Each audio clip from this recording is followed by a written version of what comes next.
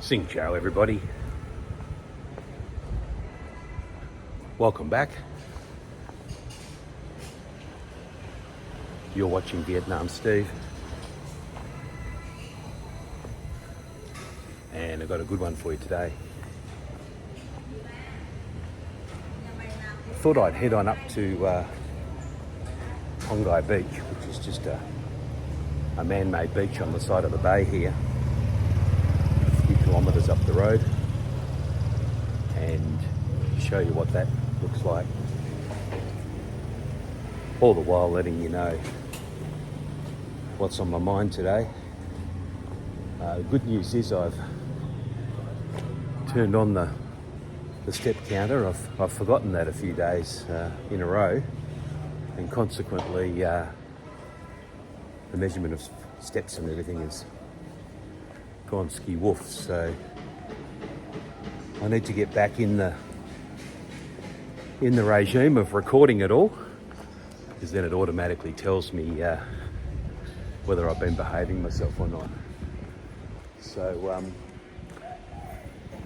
this is just a little alleyway up the side of where I live, and there is a market over to the right. I might shoot through there if I can. It's probably closed at this time of the morning, nice and early. But come along. Now the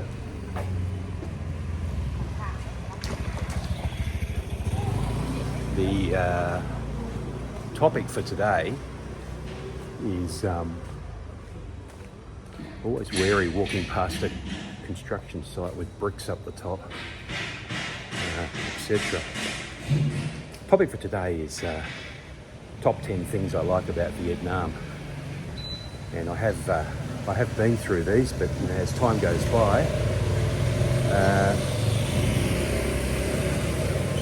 things change.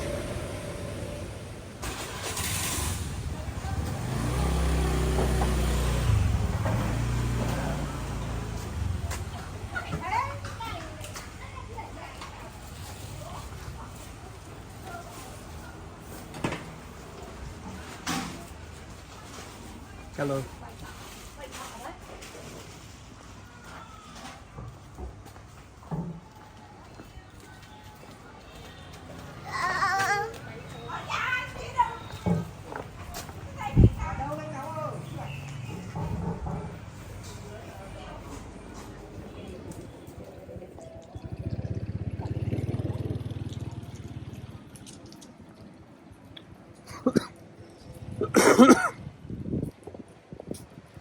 So first things first, the couple everybody leads off with, and the first couple that always come to mind are the people here in Vietnam. They're just friendly, outgoing, open. As I walk through the alleyway back there, they're all saying good morning, and other things that I probably didn't understand, but they're very happy to see people up and about early in the morning, particularly Vietnam Steve. I walk every day, and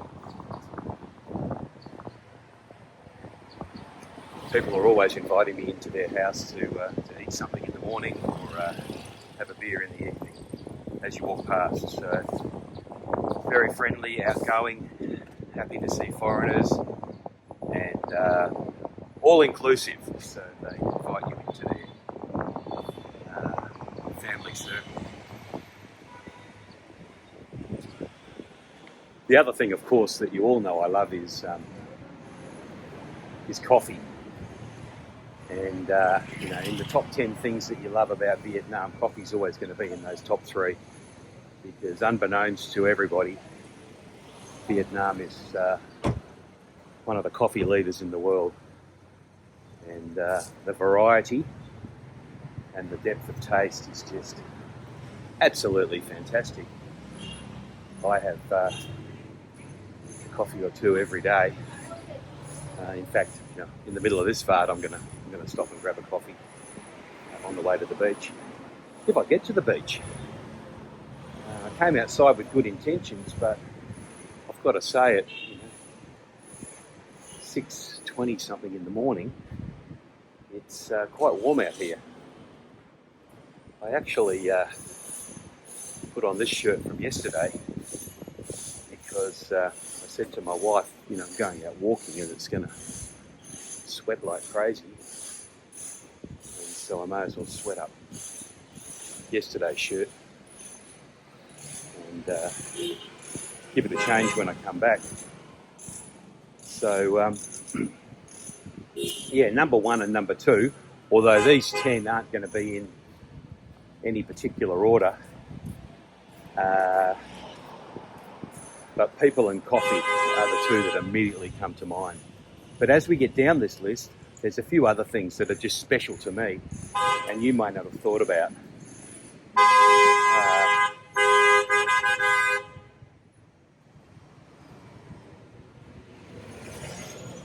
I've taken the background noise up a little bit from previous parts, so no doubt you can hear some of the sights and sounds of Vietnam in the background as we walk along. So also on the list, and I'm not sure what number we're at, is, look at this nice little coffee shop here just behind me. How great's that? Sit in there, enjoy a coffee, cool of the morning. I'm not telling you the truth there because it's not that cool this morning. It's probably only about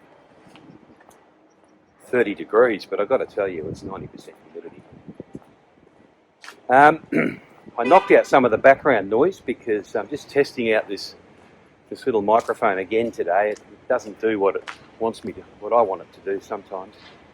I have got a furry thing that goes on the end that will knock out any wind noise, but of course the furry thing falls off all the time and doesn't quite fit the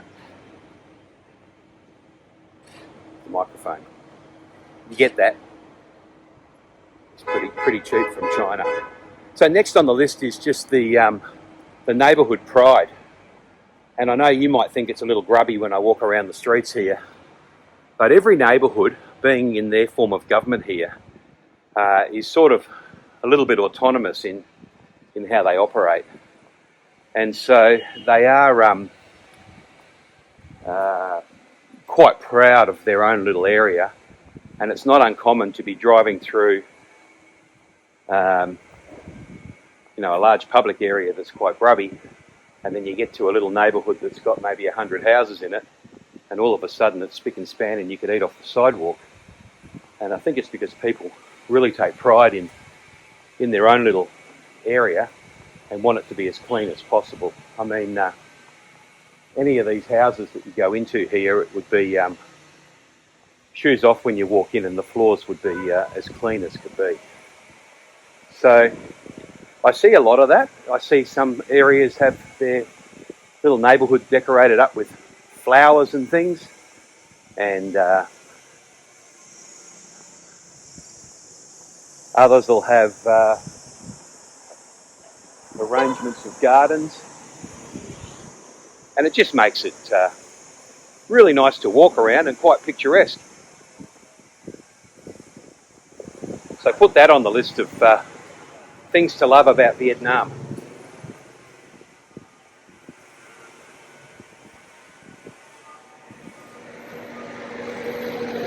Well, welcome back everybody. I just filled myself up with coffee a moment ago and about to hit the road again. It's getting awfully hot here. I did check up, it's about 34 degrees and 85% humidity, and we're very early in the morning. I'm going to duck through a bit of a sunny patch here and try and go up the shady side of the road. The coffee was fantastic and has got my energy levels up, so I'm ready to continue. The other thing is I came out and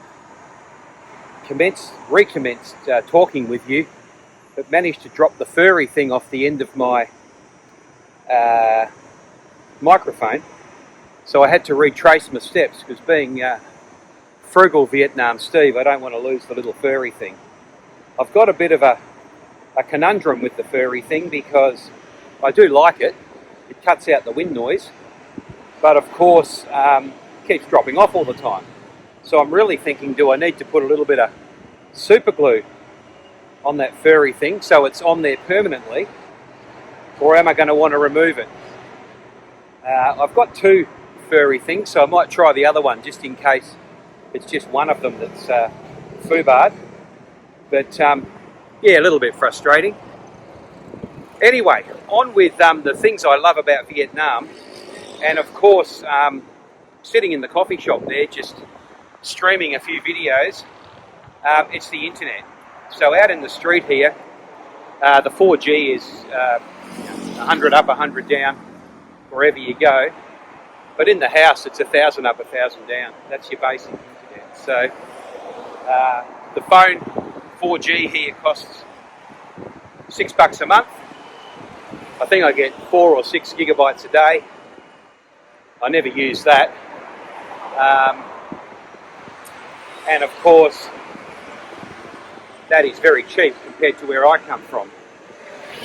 In the house, 1,000 up, 1,000 down, it's about $20 a month. But that is, well, in Australia, that's business speed. You don't get that in the home. The maximum in the home in Australia is 1,000 down and 40 up. And of course, the 1,000 up helps when you're punching the butts up to the interweb for you. So definitely on the 10 things I like about Vietnam as a digital nomadic expat semi-retired fat boy, is the internet speed. I'm going to go across the road here. I'll turn the camera off so I don't skittle myself, because I'm not that good, and I'll rejoin you on the other side. Now I can't see you because it's pretty glary out here, but needless to say, we are recording. So the thing that everybody loves about Vietnam's the food. I'm not going to labour on the food because that's a logical one. But you know, last night I had a date night with the lovely Mrs. Vietnam, Steve, and we had 2 bowls of ban duc, which is a mushroomy, noodly type soup dish. You can imagine, and the 2 bowls cost 50,000 for 2. So we're talking actually 60,000 for 2. So we're talking $3 or $4 for date night dinner. So there's no expense spared if you're you're tangled up with Vietnam Steve. We then went and had dessert, which was 2 bowls of yogurty goodness for 50,000. So again, probably $3 for dessert. So the food is fresh. Both of those little restaurants, we sat out on the street with the traffic roaring by. Both were packed. It's Friday night, and I just love it. There's nothing I don't eat that I can eat. So the issue for me is I need to chew things very well. I cannot swallow large things. So I need to chew things very well. So some things are a little difficult, like tripe, but everything else just goes down as savoury, fresh goodness.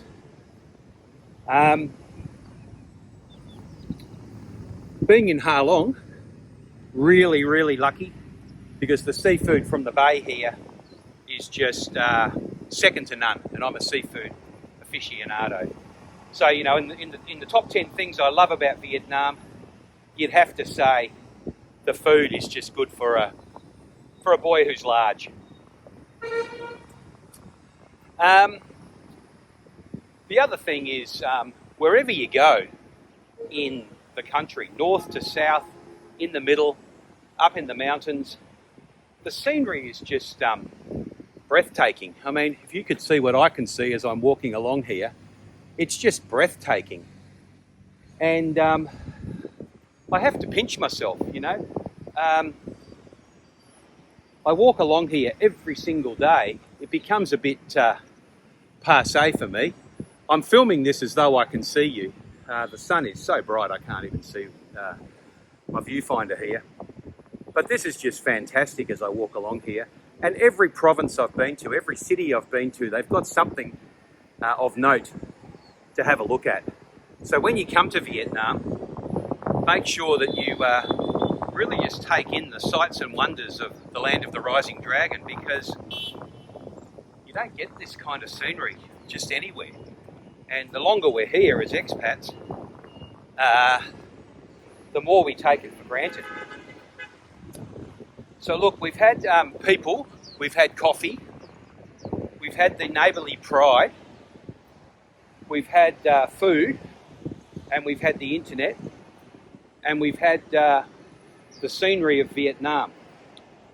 The other thing on the list, it's probably a bit like that neighbourly pride one, is just the social fabric of society. I've been surprised at the cohesiveness, the let's get along with others, and just the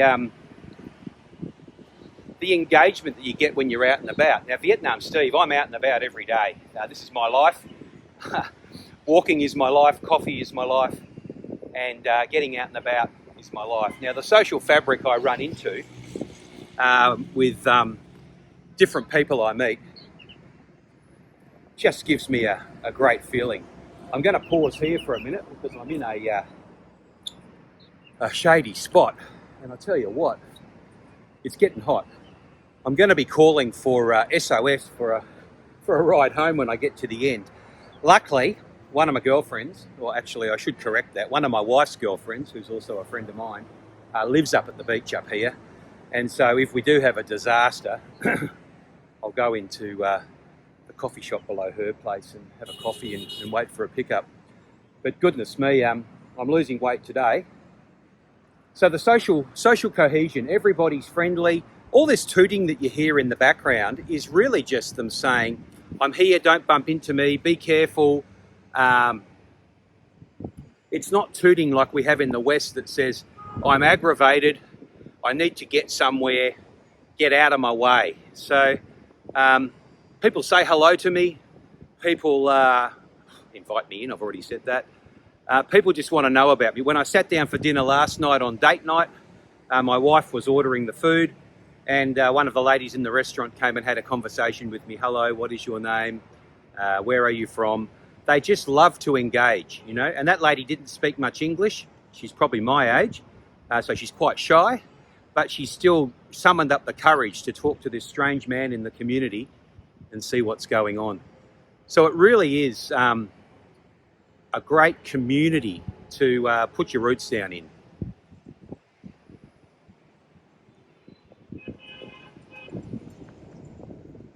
So I'll vart this one going this way, because what I did want to tell you about, one of the other things that I love about Vietnam, and I'm going to turn around and point over here. I've got a bit of wind happening and I'm just worried that that's going to be upsetting you audio-wise. It's maximising space. Now, I haven't got a good shot of that here, but you've probably seen in other varts, some of these buildings are only 12 foot wide, but they might be 6 levels tall. They really maximise the space in Vietnam. And, you know, my home country, I don't appreciate it when I'm there, the issues that we have in Australia. We don't have enough houses. We don't have enough homes for people. And the government bangs on about it, and, you know, I listen to it and think, well, you know, the government created the problem and now they want kudos to solve the problem. But I don't find that in Vietnam. I find a lot of space. In fact, I find most of these 4 or 5 story buildings have a level empty. So there's more homes than people. And bear in mind, there's 100 million people.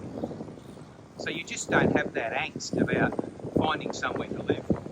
I mean, if I had to find somewhere to live by lunchtime today, I'm sure I could find it. Whereas in Australia, that's a 2 or 3 month search. So, you know, that is something I really appreciate here. maximising the space they've got. Now, I think they don't own the land. It's like a 100-year lease on the land. Now, that kind of makes sense a little bit as well. I'm not going to live 100 years, so why would I want to block the land? And if you lease the land, it's a lot cheaper than buying the land. And why would you buy something that you don't need? Why would you need land? You don't need land, you need a home. And so everybody's got a home. They lease the land, so the government retains the land, the government retains its sovereignty. And it just seems like a different way of doing things. And I really appreciate it. So I like the maximising of the space. I like the buildings jammed in close together along here. These are big luxury mansions, so they're not like the ones I'm talking about. But of course today I'm not going up the back streets, I'm going along the front here. The big white one over there, not the brown one on the corner, the next one along. That's a girlfriend of mine, or should I correct that? The girlfriend of my wife. That fella there is an expensive house, so while we think things are cheap in Vietnam, there's not much change out of $2 million for that one. Aussie dollars, that is. And she's been in there now a couple of years, and we have some great parties and functions over there. And of course, her view from that white one over there is straight over here. So what a cracking view. And you know, even a tight guy like me thinks that she's got good value there. So again, can't see what's going on here. I am recording. I'm walking into the sun. Look, if you like the content on Vietnam, Steve, it's the Walk and Talk Expat channel. I'm talking about all things Vietnam. I'm living a semi-retired lifestyle. I like to talk about daily essentials, financial smarts, and everyday life. So that's pretty much where I hone my my commentary to. And of course, I'm living here in the land of the rising dragon. If you like the content, give it a like, because that lets YouTube know that there's something useful here. I do love your comments, and I'm going to do a VART shortly about answering some of those comments. And I've even had questions today when I woke up about things to do when coming to Vietnam, so I can put those into a VART for you soon. Of course, I respond to all those comments, so those people have got their answer. But I guess if one person's asking the question, then perhaps many are as well. And of course, if you haven't yet subscribed, I'd love you to subscribe to the channel. I only sort of punch out a couple of weeks, so it's not an onerous thing for you to subscribe. In fact, it would be great for you to do, because then that's the only way I know you get access to the latest entertainment. I try and get things out on Tuesdays and Thursdays, but you know, it might be Monday and Friday. Spasmodic Steve. That said,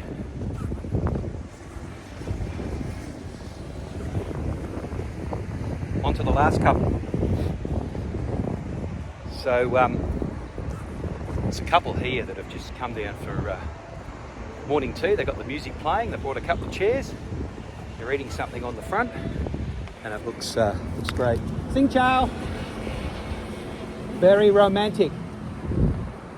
I think they're tourists because I hope I pointed the camera at them. If I didn't, I'm sorry. I'm not going to go back. Two people, a couple of shady chairs, bit of music, enjoying life down by the bay early in the morning. I've got to pause here in the shade. So be happy to know I recovered from the trauma there, and I've continued up the walkway here. Now the beach is where that mountain is straight ahead, so it's not that far. I will show you the beach, and I've got two bonus things I like about Vietnam to discuss there. And they're probably the two most important ones, but of course they didn't make my list of the top 10 things. But you know, for other people, I think they would be in their top 10. So let's talk about those two up at the beach. And I am rejuvenated. I've avoided a health crisis, and I'll see you at the beach. So this is the lovely Hongi beach, and it basically runs from this pier here all along the front here. It's man-made, and they got some barricades there. I'm not exactly sure what the barricades are for, because there's no sharks out here, and there's nothing that's going to cause you any problems. Beautifully, we've got some expats down there going for a swim, but this place is packed of an evening. Here's the regulation name tag. Baitam Hongi Beach.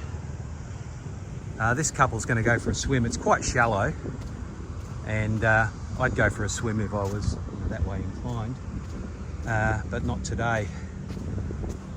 It's very beautiful, and in the evening this place is absolutely packed.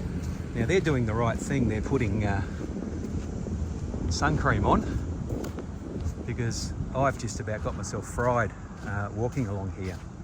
All right, there's two bonus things I love about Vietnam. They're what everybody is expecting, but I wanted to cover them because I think they're important, but they just fade into the background when you actually live here.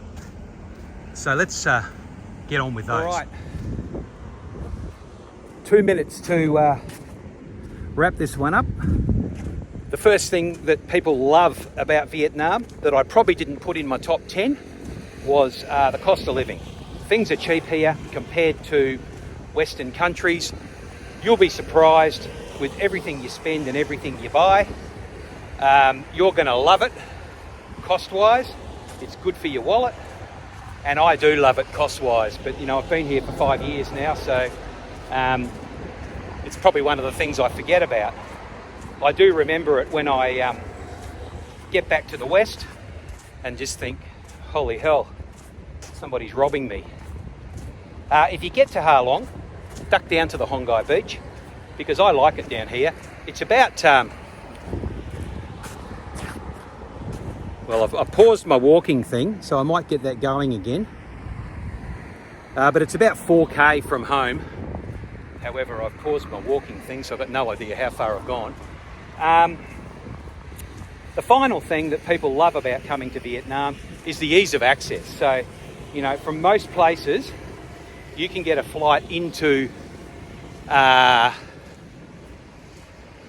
Chi Minh City or into Hanoi, and then from there it's easy to get around in Vietnam. There's lots of internal flights, there's lots of internal airlines, and so that ease of access makes Vietnam an easy destination. I also see Malaysian Airlines now flying direct into Da Nang. I know Korean Airlines fly direct from Korea into Haiphong. So, you know, if you're thinking of coming here, flying direct in here is very, very easy. The ease of access and the cost of when you get here. Sorry to take so long for you today, but I did want to get these down because I know a lot of people want to know what are the top 10 things I think about Vietnam. Stay frosty. I'll see you in the next one. I'm going to go and get a juice now. Love you being with me. All the best.